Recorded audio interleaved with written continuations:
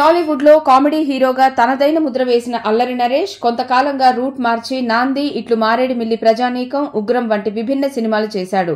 అయితే ఇప్పుడు మళ్లీ తనకు బాగా అలవాటైన కామెడీ రూట్లోకి వచ్చాడు. అలా నరేష్ చేసిన తాజా చిత్రమే ఆ ఒక్కటి అడక్కు. తాజాగా ఈ మూవీ టీజర్ విడుదలైంది. అల్లరి నరేష్, ఫరియా అబ్దుల్లా జంటగా మల్లి అంకం దర్శకత్వంలో రూపొందుతోన్న చిత్రం ఆ ఒక్కటి అడక్కు.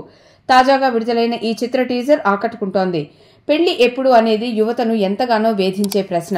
అలా ఆ ప్రశ్నను పదే పదే ఎదుర్కొనే యువకుడిగా ఈ సినిమాలో నరేష్ కనిపిస్తున్నాడు.